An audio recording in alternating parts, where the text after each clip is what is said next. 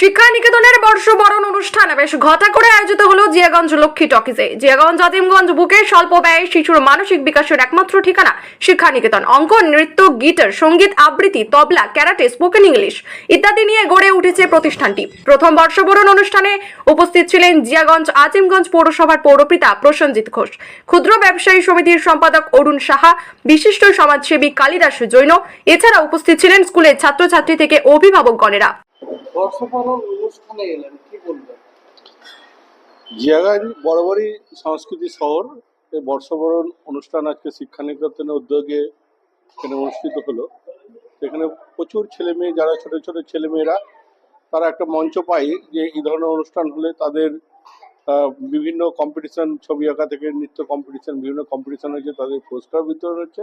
একটা সুন্দর কালচারাল এলাকা, কালচারাল অনুষ্ঠান হচ্ছে। আগামী 25শে বৈশাখ জিয়াগঞ্জ আজিমগঞ্জ পৌরসভার পক্ষ থেকে জিয়াগঞ্জ আজিমগঞ্জের সমস্ত যারা সংস্কৃতি প্রেমী, যারা নাচ গানের সঙ্গে যুক্ত আছে, তাদেরকে আমরা আহ্বান করেছি, তাদেরকে নিয়ে অনুষ্ঠান হবে। আমার আশা যে এই শহরের কালচার, এই শহরের সংস্কৃতি আরো অনেক বেশি এগিয়ে যাবে। বর্ষবরণ অনুষ্ঠানে এলেন, কি বলবেন? খুব ভালো লাগলো, এত বাচ্চার অনুষ্ঠান, স্বতঃস্ফূর্তভাবে মায়েদের অংশগ্রহণ, মানে বাচ্চাদের প্রোগ্রাম মানে তো মা বাবার অংশগ্রহণ।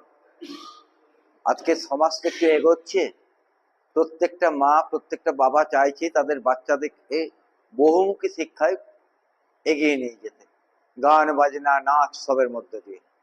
বর্ষবরণ অনুষ্ঠান করে কতটা আনন্দিত?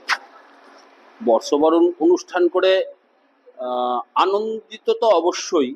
আমরা চেয়েছিলাম জনমানসে আমাদের এই শিক্ষা প্রতিষ্ঠানকে তুলে ধরা।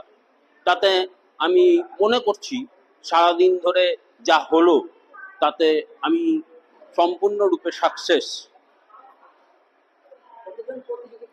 450 ক্রস করে গেছে আমাদের টোটাল প্রতিযোগী সংখ্যা, যার জন্যে আমরা একটু নাজেহাল হয়ে পড়েছি।